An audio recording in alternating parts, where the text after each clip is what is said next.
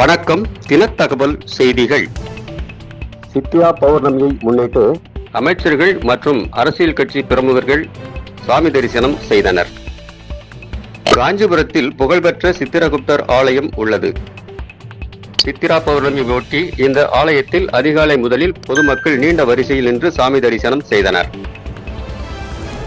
அதிமுக முன்னாள் அமைச்சர் கடம்பூர் ராஜு, காஞ்சிபுரம் மாவட்ட செயலாளரும் காஞ்சிபுரம் சட்டமன்ற வேட்பாளருமான முன்னாள் அமைச்சர் வி சோமசுந்தரம், அதிமுக அமைப்பு செயலாளர் பாலாஜாபாத் கணேசன், மாவட்ட பொருளாளர் வள்ளிநாயகம் ஆகியோர் சிறப்பு சாமி தரிசனம் செய்தனர். முன்னாள் அமைச்சர் கடம்பூர் ராஜு உற்சவர் சித்திரகுப்தர் கண்ணகி அம்மன் முன்பு தனது வேண்டுதலை வெள்ளைத்தாளில் எழுதி சிறப்பு பூஜை செய்ததுடன் 14 அணை தீபம் ஏற்றி சாமி தரிசனம் செய்தார். இதனைத் தொடர்ந்து அவர் செய்தியாளர்களை சந்தித்தார்.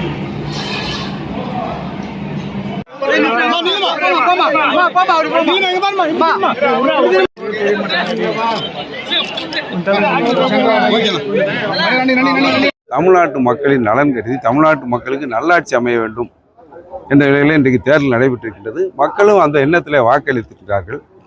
எனவே இனி 2 நாட்களில் திங்கட்கிழமை வாக்கு எண்ணுகின்ற நேரத்தில் தமிழகத்தின் மீண்டும் அம்மாவின் ஆட்சி, நல்லாட்சி நாயகன் என்று மக்களால் போற்றப்படுகின்ற எடப்பாடியார் முதலமைச்சராக வருகின்ற தீர்ப்பு வருகின்ற நாளாக இருக்கின்றது.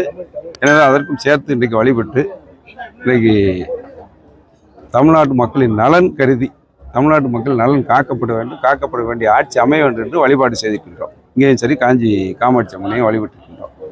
தொடர்ந்து தேர்தல் கணிப்புலாம் வேற மாதிரி வந்துட்டே இருக்குது. அதை பற்றி கருத்து கணிப்புகளை பற்றி எங்களுக்கு கவலை இல்லை. இன்னும் சொல்ல போனால் 203 தொகுதிகளுக்கு மேலாக நாங்கள் 2014 அபரிவிதமான வெற்றியை பெற்றோம். அந்த தேர்தலில் கூட கருத்து கணிப்பு என்ன சொன்னார்கள் என்று சொன்னால், அன்றைக்கு திமுக தலைவர் கருணாநிதி தலைமையில் ஆட்சி அதிகாரத்தில் இருந்து தேர்தலை சந்தித்தார்கள். இப்பொழுது சந்தித்ததை போல ஆளுங்கட்சியாக திமுக தேர்தலை சந்தித்தது, நாங்கள் எதிர்கட்சியாக தேர்தலை சந்தித்தோம். அந்த கருத்து கணிப்புகளெல்லாம் பொய்யாக்கி திமுக சட்டமன்றத்துக்கு எதிர்கட்சி அந்தஸ்து கூட வராமல் வெறும் 23 இடங்களை பெற்று நாங்கள் 203 இடங்களுக்கு அதிகமான இடங்களில் மகத்தான அபரிவிதமான வெற்றி பெற்று மாண்புமிகு அம்மாவர்கள் முதலமைச்சராக வந்தார். அதே நிலைமை தான் இன்றைக்கு 200 தொகுதிகளுக்கு மேலாக வெற்றி பெற்று மாண்புமிகு எடப்பாடியார் தமிழகத்தின் பொற்கால முதல்வராக வருது. இது காலத்தின் கட்டாயம். இந்த கருத்து கணிப்புலாம் தேர்தலுக்கு பிந்தைய கருத்து கணிப்பு. எங்களை பொறுத்தவரை 23/4 அன்றைக்கு தமிழகத்தில் தேர்தல் நடைபெற்ற நேரத்தில் மக்கள் தீர்ப்பளித்து விட்டார்கள். என்ன தீர்ப்பு என்று சொன்னால், சேஞ்சார்ஜ் கோட்டையில் எடப்பாடியார் இன், ஸ்டாலின் அவுட். இதுதான் கருத்து கணிப்பு. நிதர்சனமாக வருகின்ற 4ஆம் தேதி வரக்கூடிய தீர்ப்பாக இருக்க போகுது. ஒரு புதிதாக ஒரு கட்சி அரசியல் களத்துக்கு வரும்போது ஏற்படுகின்ற தாக்கம் தான். இன்னும் சொல்லப்போனால் 2006 முதல்ல தேர்தல் களத்தில் அன்றைக்குள்ள தேசிய முற்போக்கு திராவிட கழகம் முதல் தேர்தலை சந்தித்தது.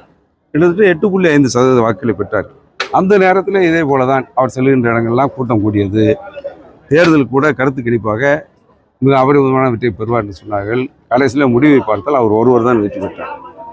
அதற்கு பிறகு அடுத்த தேர்தலில் எங்களோடு கூட்டணி சேர்ந்த பலனாகத்தான் அவர் எதிர்கட்சி தலைவர் அந்தஸ்தை கூட பெற்றார். எங்களிருந்து விலகினார், அனைத்தையும் இழந்தார். எனவே எந்த அரசியல் கட்சியும் புதிதாக தோற்றுவிக்கப்பட்ட கட்சி தமிழகத்திலே திராவிட முன்னேற்ற கழகம் பேரஞ்ச அண்ணா தோற்றுவித்த திராவிட முன்னேற்ற கழகம் சொல்கின்றோம். ஏன்னா இந்த காஞ்சி பிறந்த மண். அவருக்கு பிறகு ஒரு கட்சியை தோற்றுவித்தவர் புரட்சி தலைவர் எம்ஜிஆருடைய இயக்கம்தான் தமிழகத்திலே வேரூன்றி ஆள்போல் தலைத்து அறுபோல் வேரூன்றி கிட்டத்தட்ட 32 ஆண்டுகள் ஆட்சி பொறுப்பில் இருந்தோடு மட்டுமல்லாமல் மீண்டும் ஆட்சி அமைக்கின்ற வரலாற்றை இங்கே படைக்கப் போகின்றோம். அதற்கு பிறகு எத்தனையோ நடிகர் சிவாஜி கணேசனாக இருந்தாலும் சரி, எத்தனையோ பேர், கேப்டன் விஜயகாந்த், சரத்குமார், டி ராஜேந்தர், பாக்கியராஜ் போன்ற எண்ணற்ற கட்சி நடிகர் SSR அந்த காலத்து கட்சியை துவங்கினார்கள். யாரும் அதிமுக வாக்கை பாதித்ததாக சரித்திரம் இல்லை கடந்த 50 ஆண்டுகளாக தமிழக அரசியல். அதே போல்தான் இந்த தேர்தலிலும் அந்த முடிவுதான் எதிரொலிக்கும். எங்கள் வாக்கு சதவீதத்தை யாராலும் பாதிக்க முடியாது என்ற நிலையோடு நல்ல தேர்தல் முடிவாக 200க்கும் அந்த நாங்கள் சொல்ல இயற்கையாக எங்களுக்கு ஒத்துழைக்கின்றது. இன்றைக்கு அந்த அளவில் நல்ல முடிவை நாங்கள் எதிர்பார்க்கின்றோம். அதான் நிதர்சனமான உண்மை. அந்த முடிவு தான் வரும்.